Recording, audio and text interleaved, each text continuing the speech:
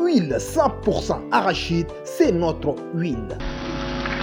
Officiers généraux, membres du Conseil militaire de transition, Monsieur le ministre délégué chargé de la défense nationale des anciens combattants et des victimes de guerre, le chef d'état-major général des armées, les chefs d'état-major particuliers à la présidence, officiers généraux, commandants de grande formation, officiers généraux, officiers supérieurs, officiers, sous-officiers et hommes de rang, chers frères d'armes, je voudrais, avant de prononcer mon mot, vous demander d'observer 1 minute de silence à la mémoire du maréchal du Tchad et de tous les militaires et tchadiens morts pour la patrie.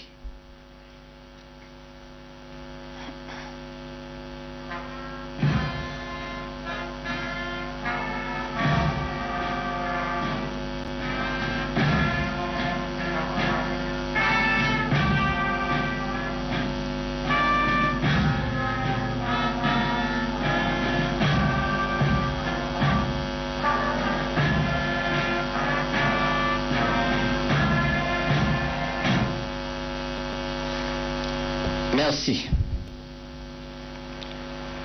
Chers frères d'armes, c'est avec une grande fierté et une réelle joie et un grand plaisir que je me trouve parmi vous dans cette historique ville de Mahou en cette belle nuit pour célébrer dans la communion la 14e fête des armées.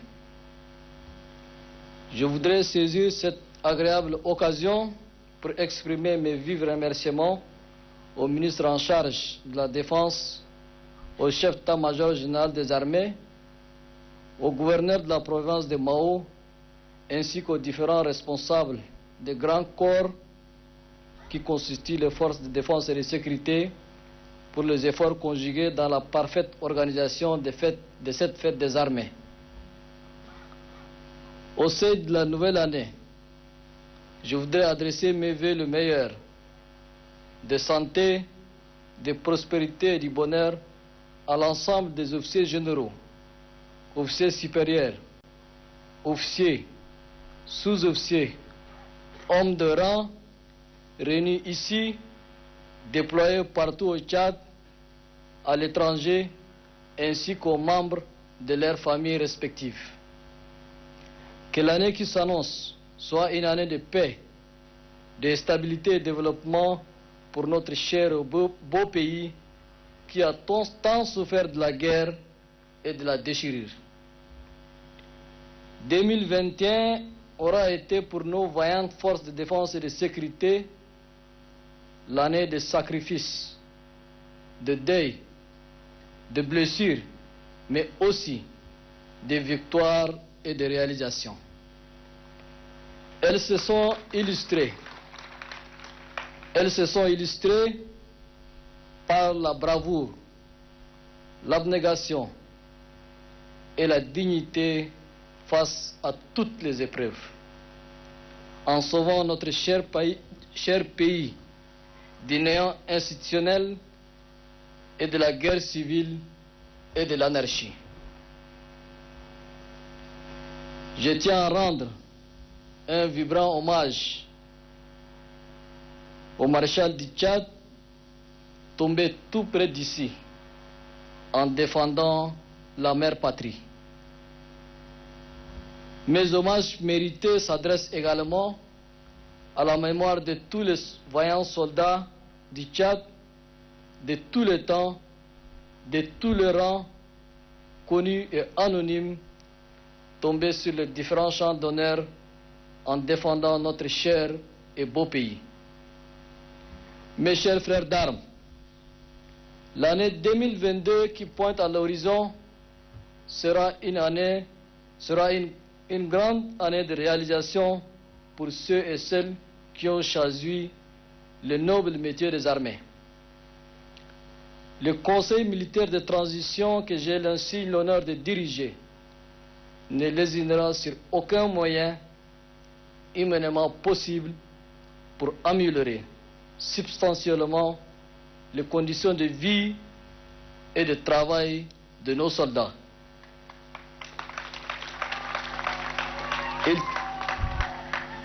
Ils travaillent d'arrache-pied pour finaliser un large éventail de grandes réformes en faveur de nos forces de défense et de sécurité, dont je cite la révision du statut des armées pour introduire un paquet de réformes majeures pour une gestion optimale de la carrière militaire en matière d'avancement, de notation et d'amélioration des conditions de vie et de travail et de révalorisation du traitement salarial. Pour la première fois, depuis 1979, le soldat tchadien sera payé à la solde indiciaire, ce qui lui donnera la possibilité de cotiser aussi bien à la retraite que pour la prévoyance sociale.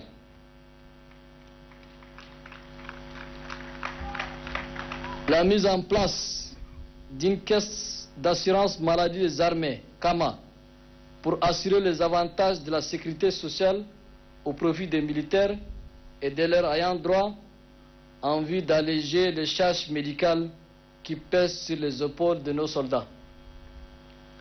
La construction d'un grand hôpital militaire en N'Djamena, dédié aux forces de défense et de sécurité, mais aussi la construction des hôpitaux de garnison répartis dans les différentes zones de défense. La Caisse nationale des retraités du Tchad sera scindée en deux parties pour offrir aux retraités militaires une caisse propre afin de mieux gérer leurs retraites avec plus d'efficience et de promptitude.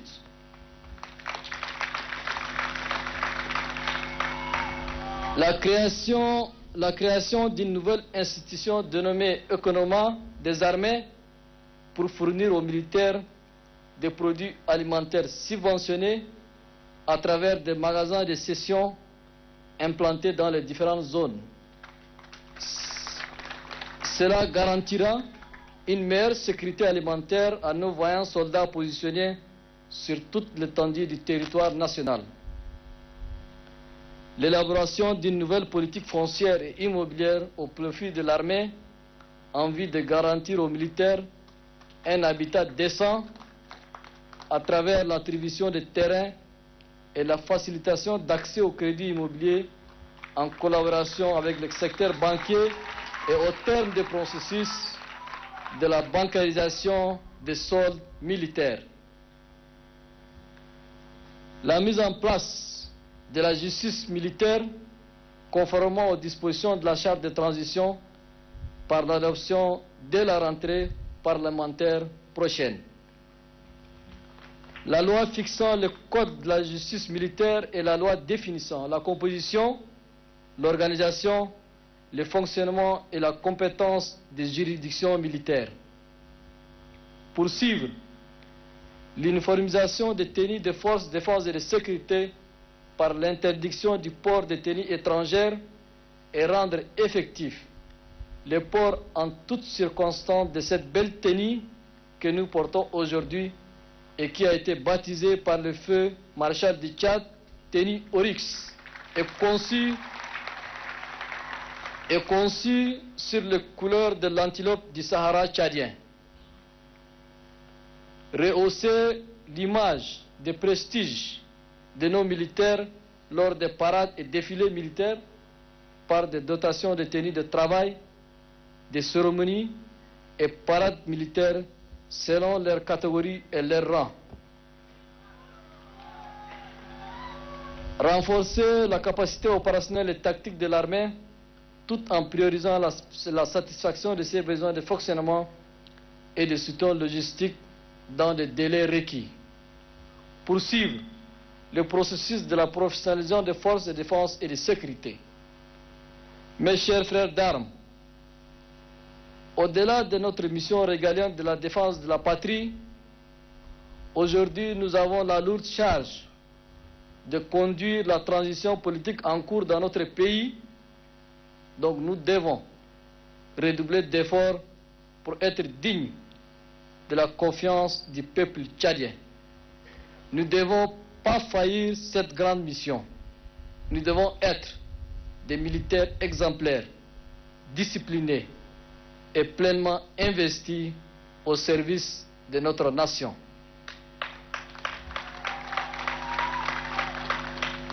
J'appelle le chef d'état-major des armées et les différents responsables des grands corps de prendre leurs responsabilités pour une gestion optimale et rigoureuse des hommes et des ressources sous leur commandement. La gestion efficiente des ressources matérielles et humaines de nos forces de défense et de sécurité est une exigence. Notre armée est une armée républicaine qui a sauvé notre pays et partant la région toute entière. Elle doit bannir de ses rangs toute forme de discrimination, de favoritisme et de clientélisme. Sur ce, je vous souhaite bonne et heureuse année 2022. Vive l'armée nationale tchadienne, vive le Tchad. Je vous remercie.